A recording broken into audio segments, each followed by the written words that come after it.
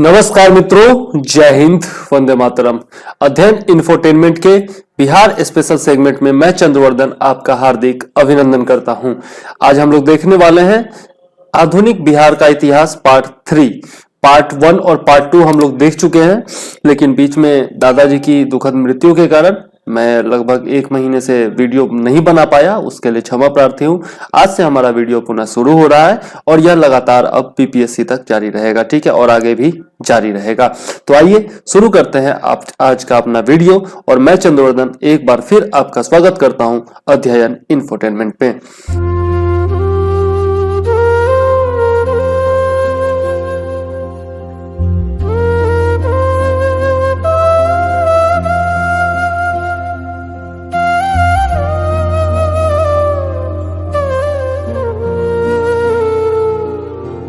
आज हमारा जो पहला पॉइंट है वह हम लोग देखने वाले हैं स्वराज दल के बारे में, जिसका अवधि जो है वह 1923 से 1925 है आपका बिहार के संदर्भ में। 1922 ईस्वी में कांग्रेस का 38वां अधिवेशन बिहार के गया में हुआ था, जिसके अध्यक्ष देश बंधु चितरंजन दास थे। तो बहुत ही इंपॉर्टेंट पॉइंट है, याद रखिएगा।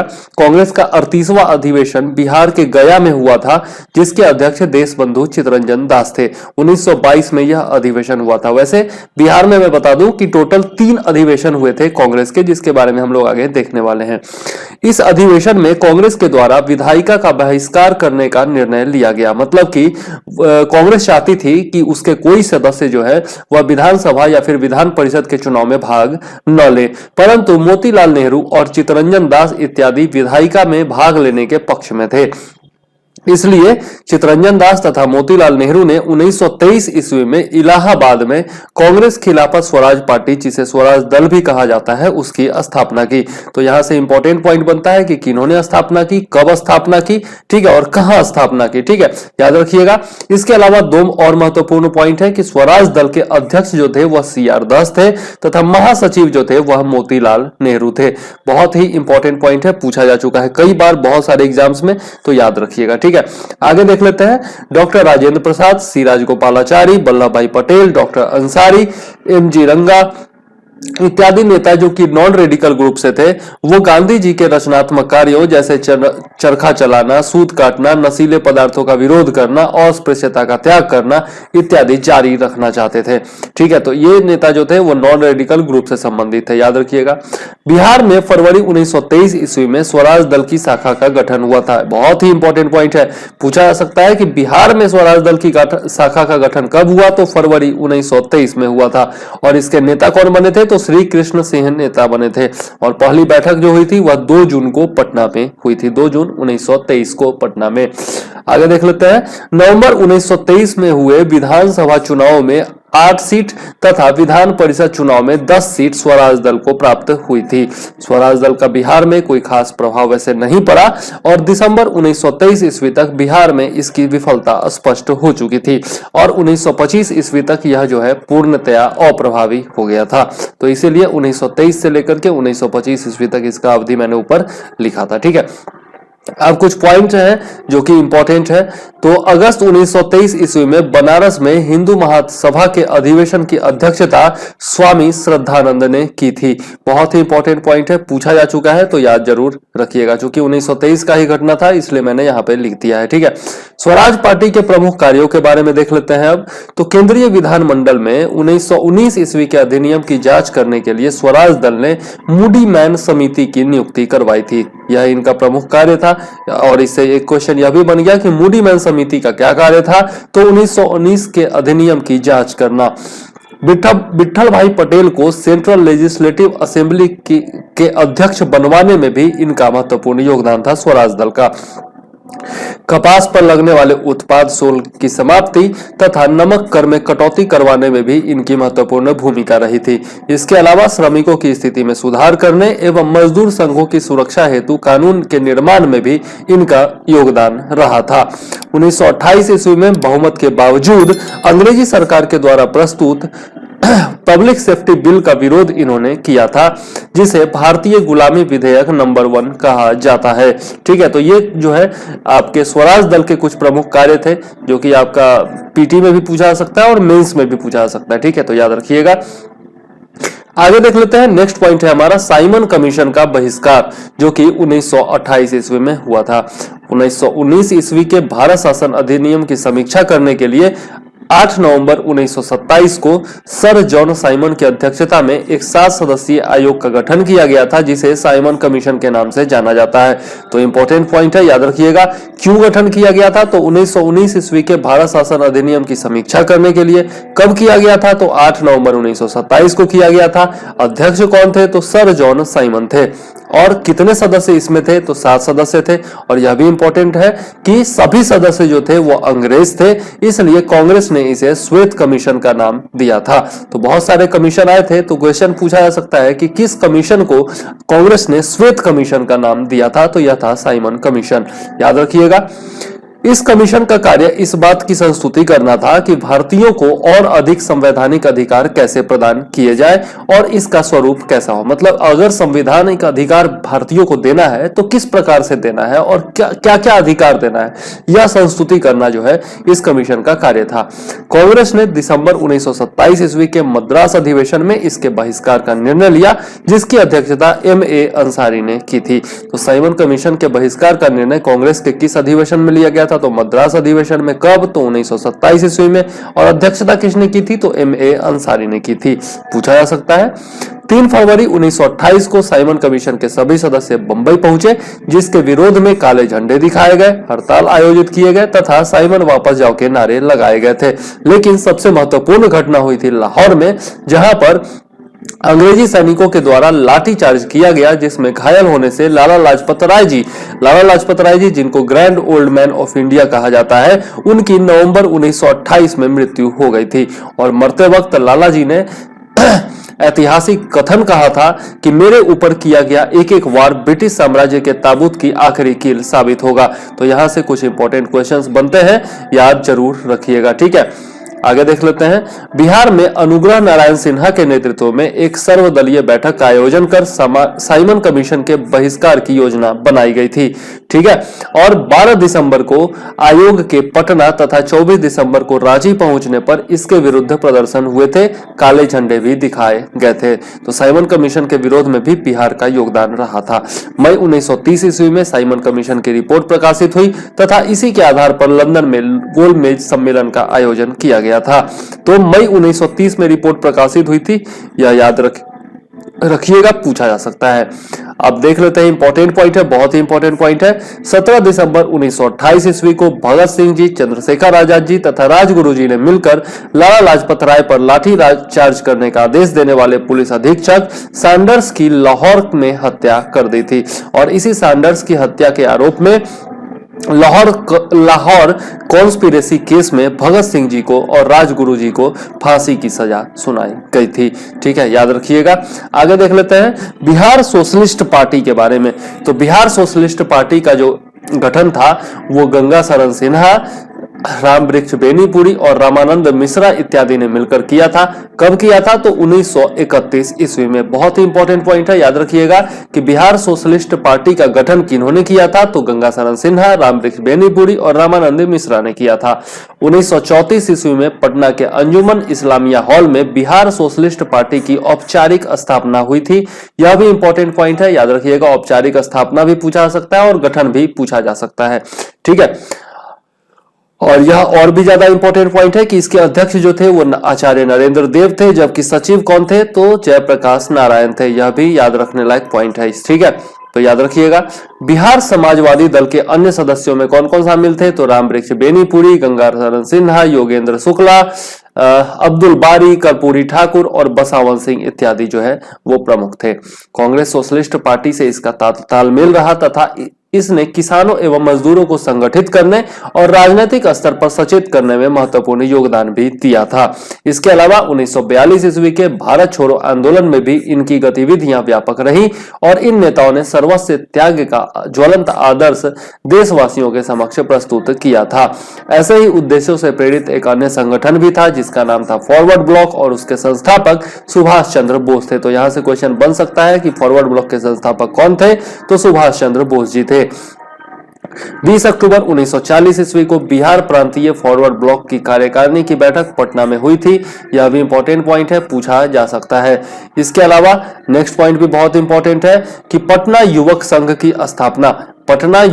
की स्थापना 1927 ईस्वी में मनिंदर राय के नेतृत्व में हुई थी। यह भी बहुत इंपॉर्टेंट पॉइंट है, पूछा भी जा चुका है, तो याद रखिएगा जरूर, ठीक है। मनिंदर राय के नेतृत्व में 1927 ईस्वी में पटना युवक संघ की स्थापना हुई थी, जिन्होंने खादी के प्रचार और राष्ट्रीय भावना की जागृति में महत्वपूर्ण योगदान निभाया था, ठीक है। और कुछ नोट है, देख लेते हैं। 1933 ईस्वी में पंजाब में भी एक समाजवादी दल का गठन हुआ था। जयप्रकाश नारायण ने समाजवादी क्यों तथा आचार्य नरेंद्र देव ने समाजवादी एवं राष्ट्रीय आंदोलन नामक पुस्तकों की रचना की थी। आप लोग ध्यान दिया हुआ, पिछली बार भी पुस्तक के बारे में क्वेश्चन, पुस्तक और रचयिता के बारे में क्वेश्चन पूछा गया था, तो पुस्तक बहुत ही इंपॉर्टेंट होते हैं बीपीएससी में। समाजवादी क्यों, इसकी रचना जयप्रकाश नारायण जी ने की थी और समाजवादी एवं राष्ट्रीय आंदोलन की रचना आचार्य नरेंद्र देव ने की थी। बहुत ही इंपॉर्टेंट पॉइंट, याद रखिएगा। इसके अलावा देख लेते हैं कुछ प्रमुख समाजवादी नेताओं के बारे में, उनके नाम। तो जयप्रकाश नारायण, आचार्य नरेंद्र देव, मीनू मसानी, डॉक्टर राम मनोहर लोहिया, कमला देवी चट्टोपाध्याय, यूसुफ मेहर अली, अच्युत पटवर्धन, अशोक मेहता इत्यादि जो थे वह प्रमुख समाजवादी नेता थे। क्वेश्चन पूछा जा सकता है कि इनमें से कौन समाजवादी नेता है या नहीं है, और उसमें से आपको चुनना रहेगा, तो यह जरूर याद रखिएगा, ठीक है। बाद में अब इसके बारे में बता रहा है कि बाद में आचार्य कृपलानी के द्वारा संगठित कृषक मजदूर प्रजा पार्टी जो है वह समाजवादी पार्टी से मिल गई, और मतलब सोशलिस्ट पार्टी से मिल गई, और इसका नाम हो गया प्रजा सोशलिस्ट पार्टी, ठीक है। तो यह भी इंपॉर्टेंट पॉइंट है, याद रखिएगा कि कृषक मजदूर प्रजा पार्टी का संगठन किसने किया था, तो आचार्य कृपलानी ने किया था। जेबी कृपलानी इनका पूरा नाम था। अब देख लेते हैं सविनय अवज्ञा आंदोलन के बारे में, जिसका कालखंड है 1929 से लेकर के 1934 ईस्वी तक। 2 चरणों में यह आंदोलन हुआ था, यह आगे हम लोग देखेंगे। दिसंबर 1929 ईस्वी में कांग्रेस के लाहौर अधिवेशन में सविनय अवज्ञा आंदोलन का प्रस्ताव पारित हुआ था, जिसकी अध्यक्षता जवाहरलाल नेहरू ने की थी। यह बहुत ही इंपॉर्टेंट पॉइंट है। दिसंबर 1929 के कांग्रेस के लाहौर अधिवेशन में सविनय अवज्ञा आंदोलन का प्रस्ताव पारित हुआ था, और अध्यक्षता किन्होंने की थी, तो जवाहरलाल नेहरू ने की थी।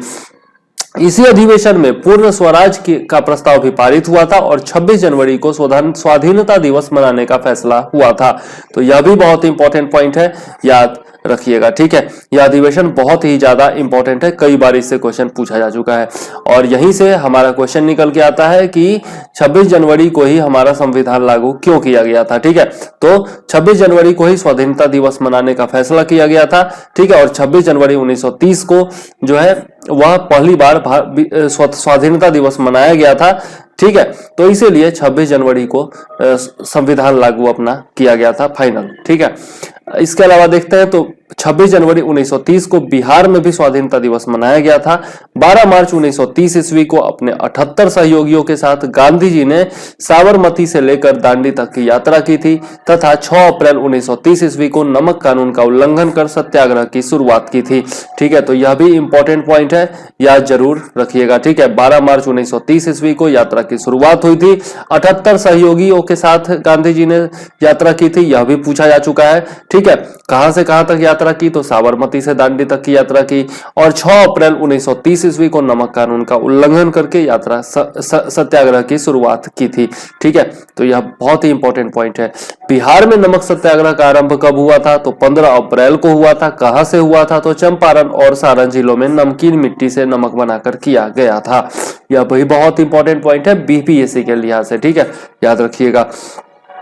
गांधी के साथ नमक सत्याग्रह में दांडी यात्रा करने वाले बिहार के एकमात्र प्रतिनिधि गिरिवरधारी चौधरी थे। तो एकमात्र प्रतिनिधि बिहार से थे, इसलिए बहुत ही ज्यादा इंपॉर्टेंट क्वेश्चन बन जाता है, याद जरूर रखिएगा। इस आंदोलन का बिहार में नेतृत्व किन्होंने किया था? तो पटना में जगत नारायण लाल, सारण में गिरीश तिवारी, चंद्रिका सिंह इत्यादि, मुजफ्फरपुर में रामदयालु सिंह, रामनंदन सिंह इत्यादि, मुंगेर में श्री कृष्ण सिंह, दरभंगा में सत्यनारायण सिन्हा इत्यादि ने किया था। तो यह भी बहुत इंपॉर्टेंट पॉइंट है कि कहां से किन्होंने नेतृत्व किया गया था, यह पूछा जा चुका है कई बार, तो याद जरूर रखिएगा। आगे देख लेते हैं। 4 मई 1930 ईस्वी को गांधी जी की गिरफ्तारी हुई, इसके विरोध में जन प्रदर्शन हुए और 9 मई 1930 ईस्वी को बिहार प्रदेश कांग्रेस कमेटी ने विदेशी वस्त्रों को जलाने और शराब की दुकानों के आगे धरना देने का प्रस्ताव रखा था। महिलाओं ने भी इसमें बढ़ चढ़कर भाग लिया था। स्वदेशी के प्रचार और विदेशी वस्त्रों के बहिष्कार की भावना प्रबल हो उठी और छपरा जेल के कैदियों ने विदेशी वस्त्र पहनने से साफ इनकार कर दिया। स्वदेशी वस्त्र उपलब्ध न कराने पर वो नंगे रहने लगे और इसी को नंगी हड़ताल कहा जाता है। ठीक है, और नंगी हड़ताल जारी रखने पर जो है, कई दिनों तक जारी रखने पर उन्हें स्वदेशी वस्त्र दिए गए थे और अंग्रेजों को घुटना टेकना पड़ा था। तो नंगी हड़ताल कहां हुई थी? तो छपरा के जेल में हुई थी, याद रखिएगा। मई 1930 ईस्वी में पटना स्वदेशी लीग की स्थापना हुई, जिसके अध्यक्ष सर अली इमाम थे। यह भी इंपॉर्टेंट पॉइंट है, पूछा जा सकता है कि पटना स्वदेशी लीग की स्थापना कब हुई थी? तो 1930 ईस्वी में हुई थी, मई 1930 में। और अध्यक्ष कौन थे? तो सर अली इमाम थे। इसके अलावा बिहार में चौकीदारी कर न देने का कार्यक्रम भी खूब प्रचलित हुआ था, जिसमें सबसे ज्यादा जो है वो चंपारण जिला अव्वल रहा था। मतलब कि चंपारण जिला में यह कार्यक्रम सबसे तेजी से चला था। ठीक है, सबसे व्यापक रूप से चला था। इसके अलावा सुगौली, गोविंदराज, ढाका, जोगापट्टी और मझोलिया इत्यादि थाने जो चंपारण के थे वो सबसे ज्यादा प्रभावित रहे थे। लेकिन सारण, पटना, पूर्णिया, मुंगेर, मुजफ्फरपुर इत्यादि जिलों में भी इसका प्रभाव देखा गया था। तो चौकीदारी कर न देने का आंदोलन जो है यह किन किन जिलों में चला था, कौन सा जिला अव्वल रहा था, यह भी याद रखिएगा। आगे देख लेते हैं। भागलपुर जिले के बिहपुर में सत्याग्रह कर रहे लोगों पर कठोरता से पुलिस ने दमन चक्र चलाया, जिसके विरोध में बिहार काउंसिल के अनंत प्रसाद, कमलेश्वरी सहाय, श्याम नारायण सिंह तथा नवल किशोर सिंह ने त्याग पत्र दे दिया था। और इसी के विरोध में द्वारकानाथ, राजेंद्र प्रसाद एवं प्रोफेसर अब्दुल बारी ने बिहार विधान परिषद की सदस्यता का त्याग कर दिया था। तो यह भी इंपॉर्टेंट पॉइंट है कि इन्होंने विधान परिषद की सदस्यता का त्याग किया था। तो द्वारकानाथ, राजेंद्र प्रसाद एवं प्रोफेसर अब्दुल बारी। ठीक है, और राजेंद्र प्रसाद जी को गिरफ्तार कब किया गया था? तो 15 जुलाई 1930 ईस्वी को। और कितने माह की सजा सुनाई गई थी? 6 माह की सजा सुनाई गई थी। यह भी याद रखिएगा, सविनय अवज्ञा आंदोलन के दौरान। अब देख लेते हैं। तो आंदोलन की तीव्रता तथा इसके प्रभाव से घबराई सरकार ने समझौता करना ही उचित समझा और इसीलिए 5 मई 1931 ईस्वी को गांधी इरविन समझौता हुआ, जिसके तहत कांग्रेसी नेताओं को रिहा कर दिया गया तथा इस तरह आंदोलन जो है वह स्थगित हो गया। ठीक है, कांग्रेसी नेताओं की रिहाई हो गई। गांधी जी जो है वह द्वितीय गोलमेज सम्मेलन में भाग लेने के लिए तैयार हो गए और इसी तरह आंदोलन जो है वह स्थगित कर दिया गया था। स्थगित कर दिया गया था, समाप्त नहीं हुआ था। मतलब प्रथम चरण जो है वो यहां समाप्त हुआ था। ठीक है, तो 5 मई 1931 ईस्वी को गांधी इरविन समझौता हुआ था, याद जरूर रखिएगा। और इसी के बाद गोलमेज सम्मेलन भी चालू होता है। ठीक है, 1930 से लेकर के 1932 के बीच 3 गोलमेज सम्मेलन हुए थे, जिसमें प्रथम गोलमेज सम्मेलन जो है वह 12 नवंबर 1930 ईस्वी से लेकर 19 जनवरी 1931 ईस्वी के बीच चला। कांग्रेस ने इसमें भाग नहीं लिया था और यह जो है असफल रहा था। तो यदि पूछा जाए कि प्रथम गोलमेज सम्मेलन कब हुआ था, तो 1930 ईस्वी आंसर में दीजिएगा, याद रखिएगा। द्वितीय गोलमेज सम्मेलन 7 सितंबर 1931 से 1 दिसंबर 1931 ईस्वी तक चला। इस सम्मेलन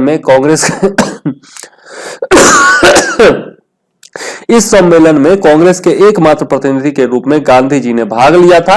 यह बहुत ही इंपॉर्टेंट पॉइंट है। इसके लिए गांधी इरविन समझौता, दिल्ली समझौता हुआ, जिसमें तेज बहादुर सप्रू ने महत्वपूर्ण भूमिका निभाई थी। तो पूछा जा सकता है द्वितीय गोलमेज सम्मेलन कब हुआ था? तो 1931 ईस्वी में हुआ था। किसने भाग लिया था? तो गांधी जी ने भाग लिया था, कांग्रेस के एकमात्र प्रतिनिधि के रूप में। ठीक है, यह भी पूछा जाता है घुमा करके कि गांधी जी ने किस गोलमेज सम्मेलन में भाग लिया था? तो दूसरे में लिया था।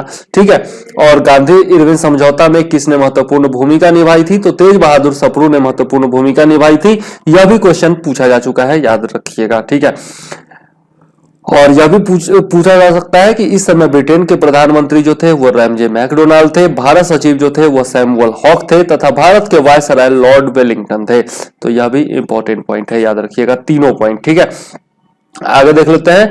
द्वितीय गोलमेज सम्मेलन सांप्रदायिक समस्या पर विवाद के कारण पूर्ण रूप से असफल रहा था। तो यह भी पूछा जा चुका है कि गोलमेज सम्मेलन जो था, द्वितीय गोलमेज सम्मेलन, वह किस विवाद पर जो है वह असफल रहा था। तो सांप्रदायिकता के विवाद पर जो है यह असफल रहा था। इसी सम्मेलन में डॉक्टर अंबेडकर ने दलितों के लिए पृथक निर्वाचक मंडल की मांग की, जिसे गांधी जी ने अस्वीकार कर दिया था। तीसरा गोलमेज सम्मेलन 17 नवंबर 1932 को शुरू हुआ था, जिसमें कांग्रेस ने भाग नहीं लिया और जिन्ना भी शामिल नहीं हुआ था। इसी सम्मेलन में एक कॉलेज के छात्र चौधरी रहमत अली ने विभाजित भारत के मुस्लिम भाग का नाम पाकिस्तान यानी कि पवित्र भूमि रखा था। तो बहुत ही इंपॉर्टेंट पॉइंट है, पाकिस्तान नाम किसने प्रस्तावित किया था? चौधरी रहमत अली ने किया था। किस सम्मेलन के दौरान? तो तृतीय गोलमेज सम्मेलन के दौरान। और पाकिस्तान का मतलब क्या है? पंजाब, अफगानिस्तान, अफगान यानी कि अफगानिस्तान, कश्मीर, सिंध और बलूचिस्तान। ठीक है, और यह भी बहुत इंपॉर्टेंट पॉइंट है कि डॉक्टर भीमराव अंबेडकर ने तीनों गोलमेज सम्मेलनों में भाग लिया था। बहुत ही इंपॉर्टेंट पॉइंट है, पूछा भी जा चुका है, तो याद रखिएगा। ठीक है, अब देख लेते हैं सविनय अवज्ञा आंदोलन का दूसरा चरण, जो कि 1932 ईस्वी से लेकर के 1934 ईस्वी तक चला था। गोलमेज सम्मेलन की असफलता के बाद पुनः आंदोलन की शुरुआत हुई तथा 4 जनवरी 1932 ईस्वी में राजेंद्र प्रसाद, ब्रजकिशोर प्रसाद, मथुरा प्रसाद आदि को गिरफ्तार कर लिया गया था बिहार से। 26 जनवरी 1932 को एक बार फिर बिहार में स्वाधीनता दिवस मनाया गया। इसके विरुद्ध सरकार ने कठोर दमन चक्र चलाया। मोतिहारी, बेगूसराय, रोसड़ा, तारापुर आदि में पुलिस गोलीबारी में कई आंदोलनकारी शहीद हुए। इसके खिलाफ आक्रोश संपूर्ण बिहार में फैल गया और सरकार को विशेषाधिकार अध्यादेश लाना पड़ा। इसी दौरान ब्रिटिश प्रधानमंत्री रैमजे मैकडोनाल्ड के द्वारा लाए गए कम्युनल अवार्ड के विरोध में गांधी जी ने हरिजनों के उद्धार तथा सामाजिक भेदभाव दूर करने का संकल्प लिया था। ठीक है, तो कम्युनल अवार्ड जो है आपका सांप्रदायिक पंचायत, यह हाल ही में जो एग्जाम हुआ है आपका बिहार इन्फोर्समेंट दरोगा का, उसमें भी पूछा गया है। ठीक है, तो यह जो है यह जो है अगस्त 1931 में लाया गया था। तो यह बहुत ही इंपॉर्टेंट है, याद जरूर रखिएगा। ठीक है, बिहार में अनेक स्थानों पर हरिजन सेवक संघ की शाखाएं खोली गई थी। 12 जुलाई 1933 ईस्वी को गांधी जी ने व्यक्तिगत सविनय अवज्ञा का प्रस्ताव रखा था। बिहार में इसका काफी प्रभाव हुआ, कई सत्याग्रही जेल भेजे गए। तो व्यक्तिगत सविनय अवज्ञा का प्रस्ताव कब रखा था गांधी जी ने? तो 12 जुलाई 1933 ईस्वी को, याद रखिएगा। 7 अप्रैल 1934 ईस्वी को गांधी जी ने पटना में अपने वक्तव्य में आंदोलन स्थगित करने की सलाह दी। 18 मई को बिहार प्रदेश कांग्रेस कमेटी ने इसका समर्थन किया और बिहार में आंदोलन समाप्त हो गया था। तो कब समाप्त हुआ था सविनय अवज्ञा आंदोलन? बिहार में 18 मई को हुआ था, याद रखिएगा। 18 मई 1934 को हुआ था समाप्त। नेक्स्ट एक छोटा सा आंदोलन था जो कि महत्वपूर्ण था, तो नखास पिंड आंदोलन इसको कहा जाता है। सविनय अवज्ञा आंदोलन के दौरान विशेष रूप से नमक कानून भंग करने में इस आंदोलन ने महत्वपूर्ण भूमिका निभाई थी। पटना में 16 से 21 अप्रैल 1930 के बीच नखास पिंड चलो का नारा गूंजता रहा। नखास पिंड जो है वह पटना में ही है। ठीक है, तो याद रखिएगा 16 से 21 अप्रैल 1930 के बीच में नखास पिंड आंदोलन चला था। 16 अप्रैल 1930 ईस्वी को लोगों का एक समूह सर्च लाइट के मैनेजर और पटना नगर कांग्रेस कमेटी के सचिव अंबिका कांत सिंह के नेतृत्व में नखास पिंड में नमक कानून भंग करने के लिए निकले। इस दौरान पुलिस के रोकने पर उनका संघर्ष भी हुआ। तो यहां से यह भी क्वेश्चन बनता है कि सर्च लाइट के मैनेजर कौन थे? तो अंबिका कांत सिंह थे। ठीक है, इस आंदोलन में शामिल जो प्रमुख नेता थे वो कौन कौन थे? तो प्रोफेसर अब्दुल बारी, राजेंद्र प्रसाद, आचार्य JB कृपलानी। चूंकि इतने बड़े बड़े नेता जुड़े हुए थे इसलिए आंदोलन महत्वपूर्ण हो जाता है। तो नखास पिंड आंदोलन याद रखिएगा। ठीक है, आगे देख लेते हैं। बादशाह खान और सीमांत गांधी के नाम से प्रसिद्ध खान अब्दुल गफ्फार खान, जिन्होंने पश्चिमोत्तर भारत में खुदाई खिदमतगार नामक संगठन की स्थापना की थी, उनका भी आंदोलन में महत्वपूर्ण योगदान रहा था। इसे लाल कुर्ती संगठन के नाम से भी जाना जाता है। बहुत ही इंपॉर्टेंट है, लाल कुर्ती संगठन किसको कहा जाता है? तो खुदाई खिदमतगार को कहा जाता है, जिसकी जिसकी स्थापना किन्होंने की थी, तो खान अब्दुल गफ्फार खान ने की थी, जिनको सीमांत गांधी और बादशाह खान भी कहा जाता है। ठीक है। मणिपुर में जो है नागा महिला गांधी नेल्यू ने जवाहरलाल मणिपुर में नागा महिला गांधी नेल्यू को जवाहरलाल नेहरू ने रानी की उपाधि दी थी। यह भी बहुत इंपॉर्टेंट पॉइंट है, याद रखिएगा। ठीक है। मध्य प्रांत, महाराष्ट्र, कर्नाटक में जो है वन सत्याग्रह चलाया गया था, यह भी इंपॉर्टेंट पॉइंट है। और पेशावर कांड के नायक कौन थे, तो वीर चंद्र सिंह गढ़वाली थे। ठीक है। तो यह कुछ नोट्स है जो कि क्वेश्चन पूछा जा चुका है या फिर पूछे जाने की संभावना है, इंपॉर्टेंट पॉइंट्स है, तो याद जरूर रखिएगा। ठीक है। ये सारे पॉइंट्स आगे देख लेते हैं भारत छोड़ो आंदोलन के बारे में।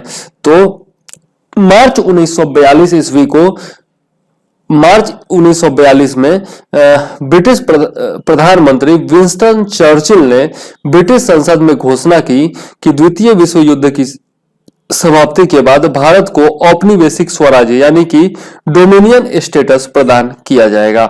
इस व्यवस्था की रूपरेखा प्रस्तुत करने हेतु 22 मार्च 1942 को सर स्टोफर्ड क्रिप्स भारत आया था, परंतु उसके प्रस्ताव जो थे वह असंतोषजनक सिद्ध हुए थे। तो याद रखिएगा, क्रिप्स प्रस्ताव जो है वो कब भारत आया था, 22 मार्च 1942 ईस्वी को। युद्धकालीन परिस्थितियों तथा जापानी सेना के भारतीय सीमावर्ती क्षेत्रों में बढ़ते प्रभाव से चिंतित राष्ट्रवादी नेताओं ने इसके विरोध का निर्णय लिया था, क्रिप्स प्रस्ताव के विरोध का निर्णय लिया था। गांधी ने कांग्रेस को चुनौती दी थी कि यदि संघर्ष का मेरा प्रस्ताव स्वीकार नहीं किया गया तो मैं देश के बालू से ही कांग्रेस से बड़ा आंदोलन खड़ा कर दूंगा। यह गांधी जी का कथन था, बहुत ही इंपॉर्टेंट कथन है, याद रखिएगा। इसके बाद कांग्रेस कार्य समिति की वर्धा बैठक में 14 जुलाई 1942 ईस्वी को गांधी जी के संघर्ष के निर्णय को अपनी स्वीकृति दे दी गई थी। 1 अगस्त 1942 ईस्वी को बंबई के ग्वालियर टैंक मैदान में सभा का आयोजन कर वर्धा प्रस्ताव पर विमर्श करके भारत छोड़ो की मांग की गई और इस आंदोलन के दौरान गांधी जी ने करो या मरो का नारा दिया था, डू और टाई का नारा। यहां से कुछ इंपॉर्टेंट पॉइंट बनते हैं, किस अधिवेशन में क्या हुआ था, कहां पर किस मैदान में निर्णय लिया गया था, यह सब जो है बहुत ही इंपॉर्टेंट पॉइंट है, याद रखिएगा। ठीक है। 8 अगस्त को भारत छोड़ो का प्रस्ताव पारित होने के तुरंत बाद कांग्रेस के अधिकांश नेता गिरफ्तार कर लिए गए। 9 अगस्त को सरकार ने अध्यादेश जारी कर कांग्रेस को गैर कानूनी संस्था घोषित कर दिया। 9 अगस्त को ही तत्कालीन जिलाधिकारी JW आर्चर ने राजेंद्र प्रसाद को गिरफ्तार कर बांकीपुर जेल भेज दिया गया था। यह पूछा जा चुका है कि राजेंद्र प्रसाद को गिरफ्तार कर कहां भेजा गया था, तो बांकीपुर जेल भेज दिया गया था। और कब गिरफ्तारी हुई थी, तो 9 अगस्त को 1942 को गिरफ्तारी हुई थी। इसके अलावा अन्य नेता मथुरा बाबू, श्री कृष्ण सिंह, अनुग्रह बाबू इत्यादि भी गिरफ्तार किए गए थे। इसका छात्रों ने जबरदस्त विरोध किया तथा श्री बलदेव सहाय जी ने महाधिवक्ता एडवोकेट जनरल के पद से इस्तीफा दे दिया था। तो यह भी इंपॉर्टेंट पॉइंट है, याद रखिएगा कि भारत छोड़ो आंदोलन के दौरान किन्होंने महाधिवक्ता यानी कि एडवोकेट जनरल के पद से इस्तीफा दे दिया था, तो वो थे बलदेव सहाय जी। ठीक है। बिहार प्रदेश कांग्रेस कमेटी, अखिल भारतीय चरखा संघ तथा बिहार केंद्रीय राहत अधिकोष के खाते जब्त कर लिए गए तथा 10 अगस्त को सदाकत आश्रम को भी सील कर दिया गया था। इंपॉर्टेंट पॉइंट है, याद रखिएगा। सीताराम केसरी, श्री कृष्ण सिंह, श्रीमती भगवती देवी इत्यादि ने आंदोलन को संगठित करने में महत्वपूर्ण भूमिका निभाई थी। यह भी इंपॉर्टेंट पॉइंट है। भारत छोड़ो आंदोलन में बिहार से कौन कौन से प्रमुख नेता थे, तो उनमें ये भी शामिल हो जाएंगे। ठीक है। आगे देख लेते हैं। तो यही भारत छोड़ो आंदोलन के दौरान ही जो महत्वपूर्ण घटना घटी थी वह था पटना सचिवालय गोलीकांड। बहुत ही मार्मिक घटना थी। 11 अगस्त 1942 को यह घटी थी। यह भी इंपॉर्टेंट पॉइंट है, याद रखिएगा। तो 11 अगस्त 1942 को विद्यार्थियों का एक जुलूस सचिवालय भवन के सामने विधायिका भवन पर राष्ट्रीय झंडा लहराने की कोशिश कर रहा था। तभी पटना के जिलाधीश JW आर्चर के आदेश पर पुलिस ने गोलीबारी की, जिसमें 7 छात्र मारे गए यानी कि शहीद हो गए और अनेक छात्र जो है वो घायल हुए थे। तो किसने आदेश दिया था? JW आर्चर ने आदेश दिया था, यानी कि जिलाधीश कौन था? तो JW आर्चर था, याद रखिएगा। और कब घटना हुई थी? तो 11 अगस्त 1942 को ही। तो कितने जो छात्र थे वो मतलब मृत्यु को प्राप्त हुए थे यानी कि शहीद हुए थे? तो 7 छात्र। और 7 छात्र कौन कौन थे? याद रखिएगा। उमाकांत प्रसाद सिन्हा उर्फ रमन जी जो कि नरेंद्रपुर सारण के थे, रामानंद सिंह जो कि शहादत नगर वर्तमान धनरुआ पटना के थे, सतीश प्रसाद झा जो कि खरहरा भागलपुर के थे, जगपति कुमार जो कि खराटी ओबरा थाना औरंगाबाद के थे, देवीपद चौधरी जो कि सिलहट जमालपुर के थे, राजेंद्र सिंह जो कि बनवारी चक सारण के थे, राम गोविंद सिंह जो कि दशरथा पटना के थे। ठीक है, तो ये 7 छात्र जो थे वो शहीद हुए थे और अन्य कई घायल भी हुए थे। इस गोलीकांड के विरोध में 12 अगस्त को पटना में पूर्ण हड़ताल रही। इसी दिन पटना के कांग्रेसी मैदान में जगत नारायण लाल की अध्यक्षता में संचार सुविधाएं ठप करने तथा सरकारी कार्यों में अवरोध डालने का निर्णय लिया गया था। कठोर दमन चक्र के बावजूद मुजफ्फरपुर, मीनापुर, पटना, भोजपुर, गया, दरभंगा, शाहाबाद, कुर्था, अरवल, पूर्णिया, कटिहार, सहरसा, मुंगेर आदि क्षेत्रों में हिंसक झड़पें हुई एवं सरकारी कामकाज ठप किया गया। स्वतंत्रता प्राप्ति के पश्चात पटना सचिवालय पर शहीद स्मारक का निर्माण किया गया, जिसका शिलान्यास 15 अगस्त 1947 ईस्वी को बिहार के प्रथम राज्यपाल जयराम दास दौलत राम के द्वारा, जबकि अनावरण देश के प्रथम राष्ट्रपति डॉक्टर राजेंद्र प्रसाद के द्वारा 1956 ईस्वी में हुआ था। तो शिलान्यास किन्होंने किया था और अनावरण किन्होंने किया था, यह दोनों याद रखिएगा। और यहां से एक क्वेश्चन यह भी बनता है कि बिहार के प्रथम राज्यपाल कौन थे, तो जयराम दास दौलत राम थे। यह भी इंपॉर्टेंट पॉइंट है। आगे देख लेते हैं।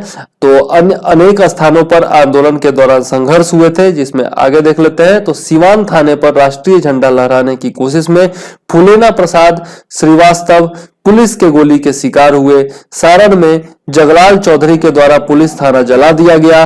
दरभंगा में कुलानंद वैदिक तथा सिंहवाड़ा में कर्पूरी ठाकुर ने संचार व्यवस्था को ध्वस्त कर दिया। चंपारण में एक पृथक सरकार का गठन किया गया। मुजफ्फरपुर के समीप थाने को आग के हवाले कर दिया गया तथा जिला के कुर्था थाने में झंडा फहराने के क्रम में श्याम बिहारी लाल मारे गए थे। कटिहार थाने में ध्रुव कुमार तथा डुमराव थाने में कपिल मुनि झंडा लहराने के क्रम में शहीद हो गए। छोटानागपुर क्षेत्र के आदिवासियों और विशेषकर ताना भगत आंदोलन से जुड़े लोगों ने भी अपने क्षेत्रों में ब्रिटिश सत्ता को चुनौती दी थी। भारत छोड़ो आंदोलन के दौरान बिहार के छात्रों के द्वारा कुछ रेलगाड़ियों पर कब्जा कर इसका प्रयोग आंदोलन के प्रचार प्रसार के लिए किया गया और इन ट्रेनों का नाम स्वराज ट्रेन रखा गया। यह इंपॉर्टेंट पॉइंट है, याद रखिएगा, स्वराज ट्रेन। ठीक है।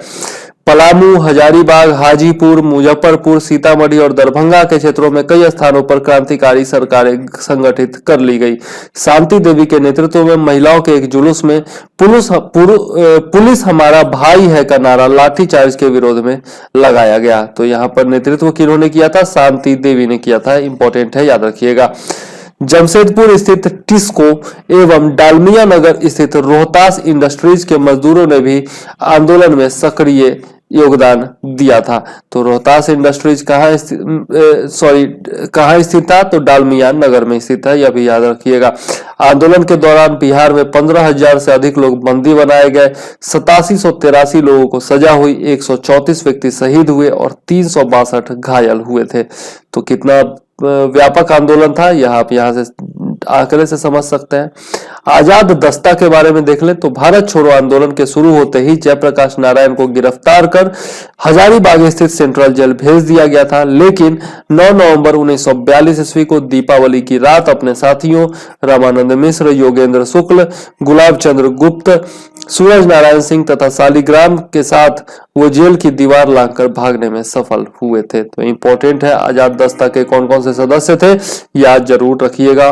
ठीक है। और कब गिरफ्तार किया गया था जयप्रकाश नारायण को, यह भी याद रखिएगा। किस जेल में भेजा गया था, यह भी याद रखिएगा।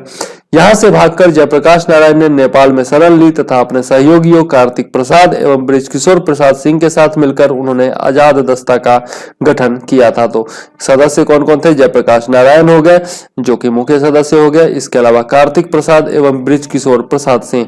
ठीक है। आजाद दस्ता के गठन में इनका योगदान था। मार्च अप्रैल 1943 ईस्वी में नेपाल के रामविलास जंगल में आजाद दस्ता के पहले प्रशिक्षण शिविर का गठन किया गया, जिसमें बिहार के 25 युवकों को आग्नेयास्त्र यानी कि हथियार यानी कि बंदूक चलाने की सजा दी गई, जिसके निर्देशक सरदार नित्यानंद सिंह थे। यह भी इंपॉर्टेंट पॉइंट है, सरदार नित्यानंद सिंह याद रखिएगा, और रामविलास जंगल जरूर याद रखिएगा। आजाद दस्ता के सदस्यों को तोड़फोड़ के लिए 3 प्रकार की शिक्षा दी जाती थी। पहला, यातायात के साधनों को क्षति पहुंचाना, औद्योगिक प्रतिष्ठानों को क्षति पहुंचाना तथा संचार साधनों को नष्ट करना। उपरोक्त कार्यों के लिए 3 उपाय थे। पहला, साधारण तोड़फोड़ के लिए हथियारों एवं औजारों का प्रयोग, अग्निकांड के द्वारा सरकारी कार्यालय एवं फाइलों का नाश, रासायनिक पदार्थों एवं विस्फोटक के द्वारा सरकारी कारखानों, थानों, कार्यालयों इत्यादि का विनाश। और इसके लिए 2 समूह गठित किए गए थे। पहला समूह जो था वह भूमिगत होकर तोड़फोड़ करता था और दूसरा समूह व्यापक जन आंदोलन के माध्यम से हिंसात्मक कार्यवाहियों को अंजाम देता था। आजाद दस्ता के गठन का मुख्य उद्देश्य युवकों में हिंसा एवं संघर्ष की भावना को सुनियोजित दिशा देना था। सरकारी दमन का विरोध करने हेतु साधन उपलब्ध कराना था। नेपाल के आजाद दस्ता से प्रेरित होकर भागलपुर तथा पूर्णिया में भी आजाद दस्ता का गठन किया गया था। आजाद दस्ता में जयप्रकाश नारायण का साथ देने वाले समाजवादी राम मनोहर लोहिया, अरुणा आसफ अली, अच्युत पटवर्धन, योगेंद्र शुक्ला, रामनंदन मिश्र, सूरज नारायण सिंह, सीताराम सिंह, गंगा नारायण सिंह इत्यादि थे। ठीक है, तो आजाद दस्ता में इन्होंने भी साथ दिया था, याद जरूर रखिएगा। ब्रिटिश सरकार के दबाव में आकर नेपाल शासन ने मई 1943 ईस्वी में जयप्रकाश नारायण, राम मनोहर लोहिया आदि नेताओं को गिरफ्तार कर नेपाल स्थित हनुमान नगर जेल भेज दिया था। इनकी गिरफ्तारी के बाद आजाद दस्ता का नेतृत्व सूर्य नारायण सिंह तथा नित्यानंद सिंह ने किया तथा हनुमान नगर जेल पर हमला कर गिरफ्तार नेताओं को आजाद करा लिया था। तो जेपी की गिरफ्तारी के बाद किन्होंने नेतृत्व किया, याद रखिएगा, सूर्य नारायण सिंह और नित्यानंद सिंह। वहां से जयप्रकाश नारायण कलकत्ता पहुंचे तथा भूमिगत होकर अपनी गतिविधियां संचालित करते रहे। इसके लिए कलकत्ता स्थित मुगलपुर में आजाद दस्ता का अस्थायी केंद्र बनाया गया था। तो यह भी याद रखिएगा, मुगलपुर में आजाद दस्ता का अस्थायी केंद्र बनाया गया था। दिसंबर 1943 ईस्वी में एक बार फिर जेपी की गिरफ्तारी हुई, यानी कि जयप्रकाश नारायण की गिरफ्तारी, एवं जुलाई 1944 में आजाद दस्ता के अंतिम महत्वपूर्ण नेता कार्तिक प्रसाद सिंह की गिरफ्तारी के साथ ही इस संगठन की भूमिका लगभग समाप्त हो गई थी। ठीक है, तो आजाद दस्ता के बारे में हम लोगों ने देखा।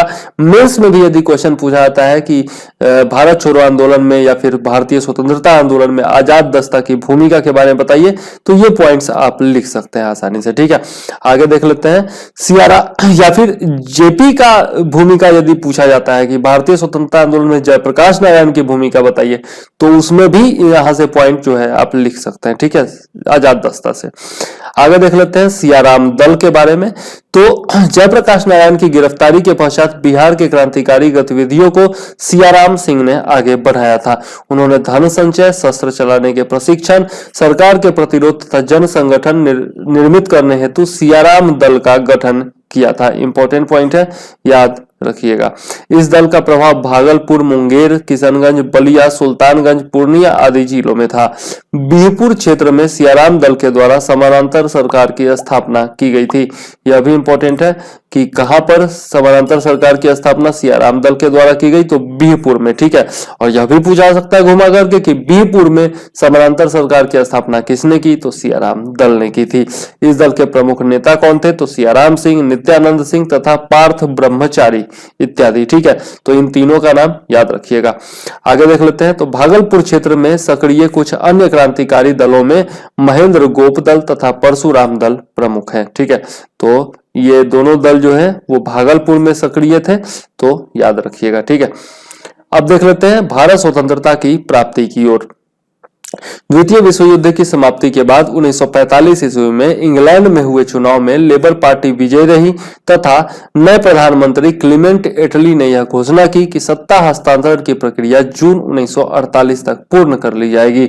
भारत में सत्ता हस्तांतरण के नए प्रस्तावों के साथ 1946 ईस्वी में ब्रिटिश मंत्रिमंडल के 3 सदस्य पैथिक लॉरेंस जो कि भारत सचिव थे, सर स्टोफर्ड क्रिप्स जो कि अध्यक्ष थे तथा एबी अलेक्जेंडर जो कि नौसेना मंत्री थे, 29 मार्च को भारत पहुंचे। इसे कैबिनेट मिशन कहा जाता है। तो कैबिनेट मिशन के सदस्य कौन थे, याद रखिएगा, सर स्टोफर्ड क्रिप्स जो कि अध्यक्ष भी थे, सर पैथिक लॉरेंस जो कि भारत सचिव थे, और एबी अलेक्जेंडर जो कि नौसेना मंत्री थे। यह पूछा जाता है कि नौसेना मंत्री कौन थे, भारत सचिव कौन थे, अध्यक्ष कौन थे, यह सब पूछा जा चुका है, इसलिए याद रखिएगा। और कब आया था, 1946 में, यह तो बिल्कुल ही याद रखिएगा। ठीक है, तो क्रिप्स प्रस्ताव कब आया था, 1942 में, और कैबिनेट मिशन कब आया था, 1946 में। यह दोनों जो है बड़ा ही आपका कंफ्यूजन वाला हो जाता है, क्योंकि क्रिप्स प्रस्ताव और यहां पर भी स्टोफर्ड क्रिप्स अध्यक्ष थे, तो इसलिए बड़ा प्रॉब्लम हो जाता है, इसलिए जरूर याद रखिएगा। ठीक है, कांग्रेस और मुस्लिम लीग के बीच 1937 ईस्वी के चुनाव के बाद से ही गंभीर मतभेद हो गए थे। 1940 ईस्वी में मुस्लिम लीग ने लाहौर प्रस्ताव के माध्यम से भारत का विभाजन कर मुस्लिम बहुल अलग देश पाकिस्तान के निर्माण की मांग रख दी थी, जो सत्ता हस्तांतरण की राह में बड़ी बाधा बन गई थी।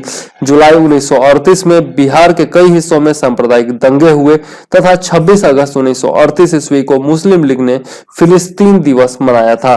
तो याद रखिएगा, मुस्लिम लीग ने फिलिस्तीन दिवस कब मनाया था, तो 26 अगस्त 1938 को। 1941 ईस्वी के मध्य में बिहार शरीफ में मुस्लिम लीग के द्वारा पाकिस्तान दिवस तथा हिंदू महासभा के द्वारा पाकिस्तान विरोधी दिवस मनाए जाने के कारण तनाव की स्थिति बनी, जो सांप्रदायिक दंगे में बदल गई।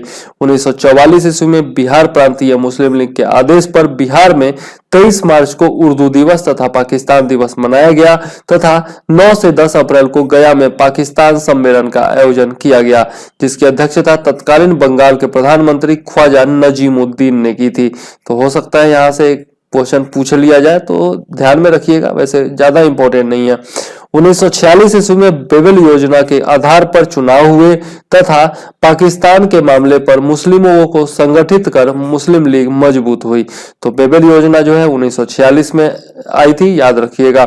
1946 ईस्वी में आए कैबिनेट मिशन के द्वारा पाकिस्तान की मांग ठुकराए जाने के पश्चात 16 अगस्त 1946 ईस्वी को मुस्लिम लीग के द्वारा प्रत्यक्ष कार्यवाही दिवस मनाने की घोषणा की गई, जिसके फलस्वरूप बंगाल में सांप्रदायिक दंगे शुरू हो गए, जिसकी आंच बिहार तक भी पहुंची। तो प्रत्यक्ष कार्यवाही दिवस 16 अगस्त 1946 बहुत इंपॉर्टेंट है, याद रखिएगा। नोआखाली जो कि वर्तमान बांग्लादेश में स्थित है, वहां शुरू हुए दंगे बिहार के पटना, छपरा, जहानाबाद, बांका तथा भागलपुर में भी फैल गए। 5 मार्च 1947 ईस्वी को गांधी ने बिहार आकर कई प्रार्थना सभाएं आयोजित की थी। बिहार प्रांतीय मुस्लिम लीग ने बिहार के विभाजन की रूपरेखा प्रस्तुत की, जिसमें पूर्णिया, दक्षिण भागलपुर, दक्षिण मुंगेर, जहानाबाद, नवादा तथा गया को मुस्लिम क्षेत्र बनाने का प्रस्ताव रखा गया था। इसी बीच 1946 ईस्वी में भारत में आम चुनाव हुए। बिहार में कांग्रेस की अंतरिम सरकार का गठन श्री कृष्ण सिंह के नेतृत्व में हुआ था। इंपॉर्टेंट पॉइंट है, याद रखिएगा। 2 दिसंबर 1946 ईस्वी को जवाहरलाल नेहरू के नेतृत्व में 12 सदस्यीय अंतरिम सरकार का गठन हुआ, जिसमें बिहार से डॉक्टर राजेंद्र प्रसाद तथा जगजीवन राम शामिल हुए थे। बहुत ही इंपॉर्टेंट पॉइंट है, बिहार से 2 सदस्य शामिल हुए थे, डॉक्टर राजेंद्र प्रसाद तथा जगजीवन राम। किसमें, तो 1946 में जो अंतरिम सरकार का गठन हुआ था उसमें। 9 दिसंबर 1946 ईस्वी को संविधान सभा का प्रथम सत्र डॉक्टर सच्चिदानंद सिन्हा जो कि अस्थायी अध्यक्ष थे, उनके नेतृत्व में आरंभ हुआ और बाद में डॉक्टर राजेंद्र प्रसाद अस्थायी अध्यक्ष बनाए गए थे। और आप जानते हैं कि सच्चिदानंद सिन्हा और डॉक्टर राजेंद्र प्रसाद दोनों कहां से थे, बिहार से ही थे, इसलिए बहुत ही इंपॉर्टेंट पॉइंट है, याद रखिएगा। ठीक है, देश के विभाजन के प्रस्ताव पर कांग्रेस और मुस्लिम लीग में समझौता होते ही माउंटबेटन योजना 3 जून 1947 के आधार पर सत्ता हस्तांतरण का रास्ता साफ हो गया और 15 अगस्त को देश आजाद हो गया। स्वतंत्र भारत में बिहार के प्रथम राज्यपाल श्री जयराम दास दौलत राम और प्रथम मुख्यमंत्री श्री कृष्ण सिंह हुए। बहुत ही इंपॉर्टेंट पॉइंट है, याद रखिएगा। अब देख लेते हैं बिहार की राजनीतिक पृष्ठभूमि के बारे में।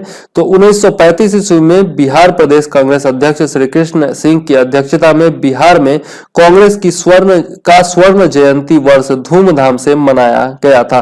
जैसा हम लोग जानते हैं कि 1885 ईस्वी में कांग्रेस की स्थापना हुई थी, तो 50 साल के बाद स्वर्ण जयंती समारोह 1935 में ही होना था। तो श्री कृष्ण सिंह की अध्यक्षता में स्वर्ण जयंती वर्ष मनाया गया था, यह याद रखिएगा, 1935 में। में, ठीक है, यह कॉमन सेंस की बात है। जनवरी 1936 ईस्वी में 6 वर्षों के प्रतिबंध के बाद बिहार राजनीतिक सम्मेलन का 19वां अधिवेशन पटना में आयोजित हुआ था, जिसके अध्यक्ष राम दयालु सिंह थे। इंपॉर्टेंट है, याद रखिएगा।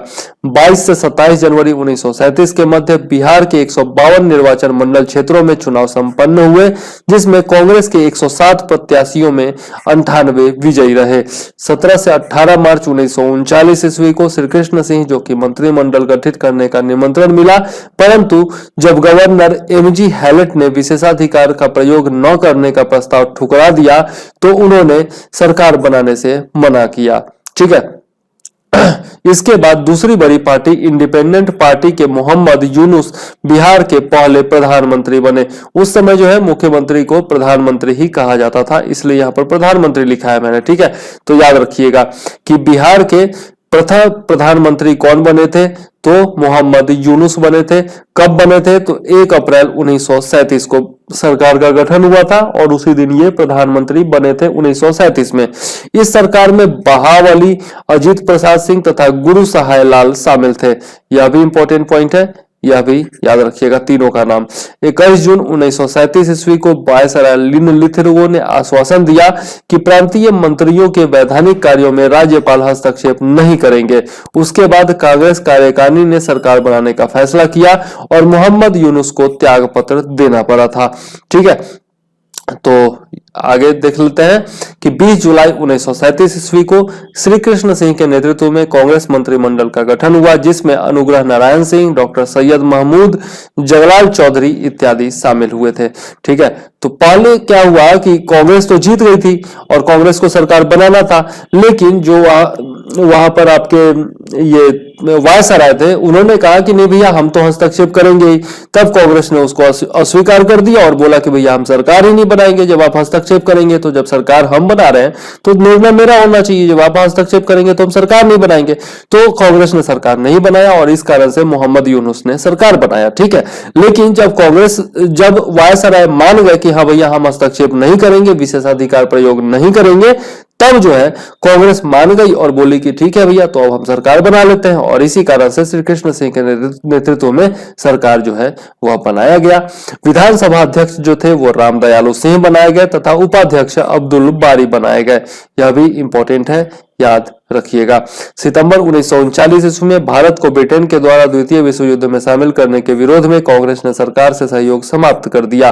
फलतः 31 अक्टूबर 1939 ईस्वी को श्री कृष्ण सिंह ने भी त्याग पत्र देकर मंत्रिमंडल या सरकार कहिए वो भंग कर दिया, ठीक है। तो 1937 में बने थे और 1939 में उन्होंने इस्तीफा दे दिया था।